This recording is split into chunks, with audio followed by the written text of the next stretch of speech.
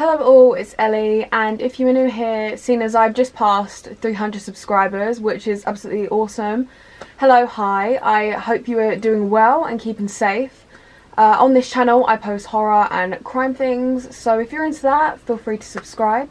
Before we actually get into this video, I'm going to apologise for the lighting because the world was not working with me today, but I realised 3 months of YouTube is far too long, so I'm not going to let anything stop me today. And for today's video actually, I'm coming back with an absolutely heartbreaking case. Probably isn't for the faint-hearted. So this case is about the murder of Bobbie Jo Stinnett, a young mother-to-be that actually had her stomach mutilated and her unborn baby stole from someone that she considered an online friend who she actually stuck up for in situations. A major disclaimer for this case, as it could be triggering for people. Also a huge reminder that in no way do I intend to hurt anyone or cause any offence to anyone that I mention in this case today. If in this video I do put across my opinion, that is my own opinion that I've built off my own research, and my theories are just theories, nothing straightforward or official. I also just want to let you know that I do all my own research, so if for some reason I get dates, names, or just accidentally make a point that is not correct, please feel free to correct me in the comments below and I will add it into the description box, because I'm just trying to get an as accurate case across to you guys. So the other day I was just swiping through Instagram and I came across this post about how the only female federal inmate on death row had finally been put to death by the US government. She was the first female in 67 years to be executed. So the caption just basically said that her name was Lisa Montgomery, and I decided to read the comments. People were just talking about how they couldn't get over what she had done and her crime, and just kept putting across their thoughts to her and prayers to all the families and loved one that she'd hurt by her actions. So I decided to look up who this woman was. Let me just start by saying she was no normal American woman, American housewife. She was a monster, down to her bones, and the crime that she committed will be remembered by so many for so many years to come. Before we get into the crime and what actually happened, I will be giving a backstory on the poor innocent victim, Bobbie Jo Stinnett. Now, before Bobbie Jo met her sad and tragic death, she was only aged 23. She was known by friends and family as a shy character who was really kind, intelligent, trusting, and she was very protective of her younger brother Tyler. Bobbie Jo was a cheerleader before she graduated from her high school with honours in May 2000. She lived in a small area in Skidmore, Missouri. She lived in this area her whole life, and on April the 26th of 2003, she had married the love of her life and high school sweetheart, I apologise if I get his name wrong, Zebulon James Stinnett, but he was also known as Zeb. In the year to follow, they found out they were expecting their first child and started to save to buy a house together. Bobbie Jo worked at Earl May Garden Centre. It was a pet store and a plant nursery where she loved working with the animals. She did end up leaving that job to go work with her husband Zeb. Bobbie Jo's love for animals was more than just from her workplace. It was actually also in her home life. She had won prizes across the country for her rat terrier dogs that she would breed. Now, wanting to share her love and knowledge of all the genetics of breeding, she decided to join an online chat room with many other breeders to grow more and share her experiences. It was in one of these chat rooms that she saw that a member of this group was being quite vicious to another member, and this member was being accused of misrepresenting her dog pedigree. Bobbie Jo decided to defend this member from the backlash that she was getting. The woman who was receiving the uproar and the abusive comments was Lisa Montgomery, a key name that I have already mentioned so far in this case. As Bobbie Jo and Lisa started to talk more about dogs, they started to exchange in conversation on their pregnancies. Nancy Strudel, a member of the group, said that Lisa told us she was all pregnant with twins, and about a month and a half ago had a message saying that, how although it was so terrible they managed to save one of the twins, but no one actually believed she was pregnant. So I don't know how she fooled her family and the community, but Lisa didn't show signs of being pregnant, and many doubted her stories as she had told similar ones before. This wasn't a fact that Bobbie Jo knew. She met Lisa face to face at a dog show in Kansas in November 2003. According to Carl Bowman, who was Lisa's ex-husband and her stepbrother, who married her in 1986 when she was a teenager, said that Lisa saw pregnancy as a way of getting attention. They had 3 daughters and a son in less than 4 years. She had actually had her tubes tied after doctors advised her that she should not have any more children. She cheated during their 14 years that they were married for, and due to problems of her constantly, she moved from Oklahoma to New Mexico, then to Kansas. Carl described her as a selfish, chronic liar with low self-esteem and critics of others, but he had never seen any signs of violence in her. Lisa also pretended to be pregnant twice in the 1990s. Carl actually filed for divorce in 1993, but then in 1994 they remarried. This time it was Lisa who filed for the divorce in 1988. She took the 4 children and moved in with a quiet electrician, Kevin Montgomery, who was actually the father of 3 anyway and lived in Kansas. They married in 2000 and blended both households together, where they lived with the 7 teenagers. Lisa was a character that would only talk about herself or her children. She raised goats for wool, and her children knew how to weave, dye and spin yarn. But neighbours would actually report that she was a neglectful mother and would always see the children in really dirty clothes. Prior to this, she actually fabricated a pregnancy and would wear maternity clothing. She claimed that she miscarried as the due date approached, and a few months later she would claim that she was once again pregnant and her due date was in December of 2004. So Lisa cut back on her 3 jobs as her due date drew closer. Kevin would commute to 70 miles every single day to his job, as he still believed that she was pregnant and needed to work to provide food for the family. But also at the time, Carl had just filed for custody over 2 of their children.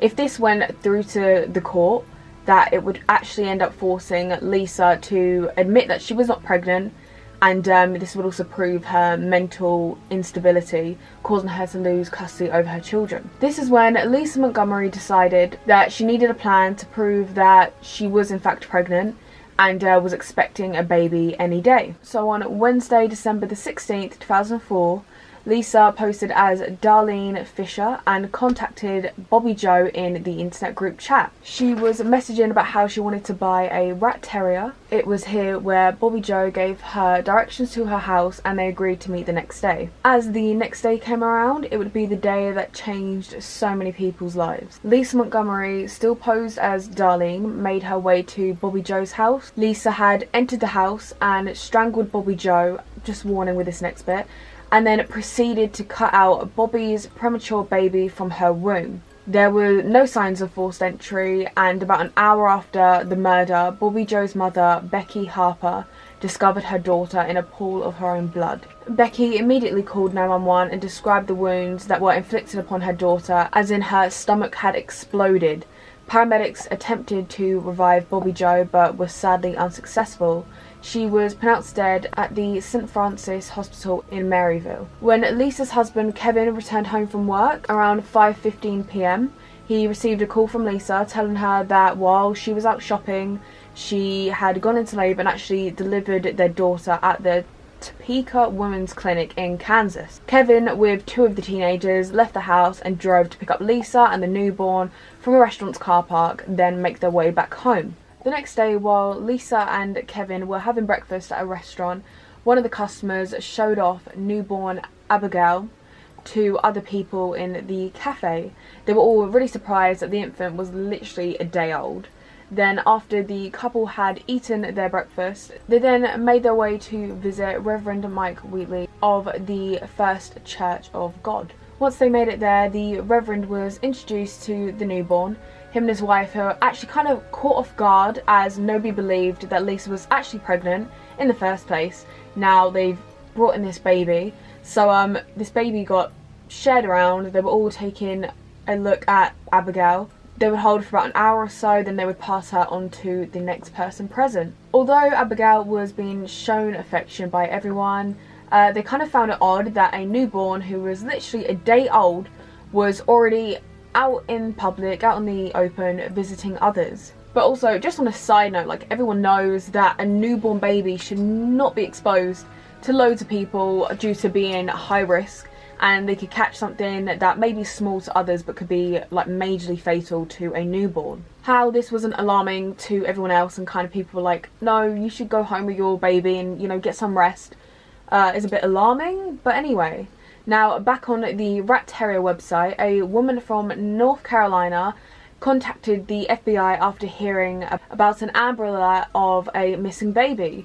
She contacted them because she recalled seeing Bobbie Jo and Darlene plan to meet for a sale. The FBI took this tip and decided to look through the internet server providing records and tracked Darlene's account to Melbourne, Kansas. It was registered to Lisa Montgomery. Authorities also verified that there were no babies born in the Topeka Women's Clinic on Thursday. Law enforcement's CCTV that they received showed Lisa with an infant on Friday. They also noticed that the vehicle matching the one that was outside of the Stinnett house was also the same as Lisa's. It was at this point that authorities decided to take action and make their move on Lisa. So on the 17th of December 2004, Lisa was arrested at her farmhouse where the innocent newborn that they had claimed as their own was recovered. The day-old baby, who was now officially named Bobbie Jo Stinnett, who still premature but was healthy, was placed in custody and reunited with her dad Zeb. Although the only good thing to come out of this is Zeb now has his baby daughter with him, it was time to lay his wife to rest. The newborn was not present at the funeral while Zeb was reading through the Bible besides Bobbie Jo's open bronze casket. They had a private funeral in Maryville, Missouri. 400 members mourning over this tragic death, including most of the town's 300 residents, were at the burial on Hillcrest Cemetery in Skid Row. Although this case was actually so heartbreaking already for her family,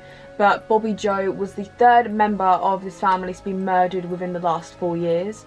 She had a cousin who was stomped to death by a boyfriend in 2000, and another one had disappeared 2 years ago. Now, obviously, Bobbie Jo has been laid to rest. It was the fight for justice and to have Lisa Montgomery charged with this very vicious murder. Lisa was arrested and charged with kidnapping resulting in death. If she was convicted, she faced life in imprisonment or the death penalty. This was one factor that the prosecutors were pushing for. At the pre-trial hearing, a neuropsychologist tested that head injuries which Lisa had retained some years before could have damaged part of her brain that controls aggression. As well as during her trial in the federal court, her defense attorney, led by Frederick Dutchard, asserted that she has a mental condition that causes women to falsely believe that they are pregnant, and her body actually convinced her and would display characteristics of a pregnant woman, such as pregnancy cravings, most commonly known as a phantom pregnancy. Although this may or may not be true, it was not enough to convince the jurors that Lisa was innocent. On October the 27th, Lisa Montgomery was found guilty and rejected the defence's claims that Lisa was delusional. On October the 26th, the jury recommended death sentence. On April the 4th, 2004, a judge upheld the jury's recommendation for death.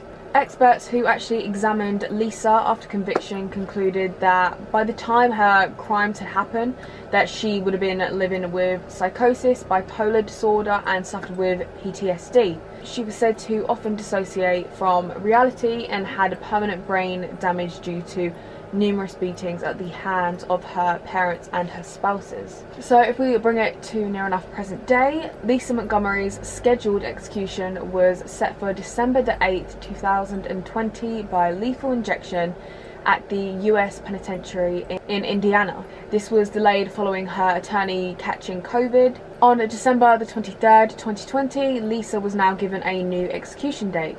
It was set for January the 12th, 2021. It was said that the earliest date of the execution could be January the 1st, 2021, but on the 13th of January 2021, so literally a few weeks ago, this monster was indeed executed by lethal injection.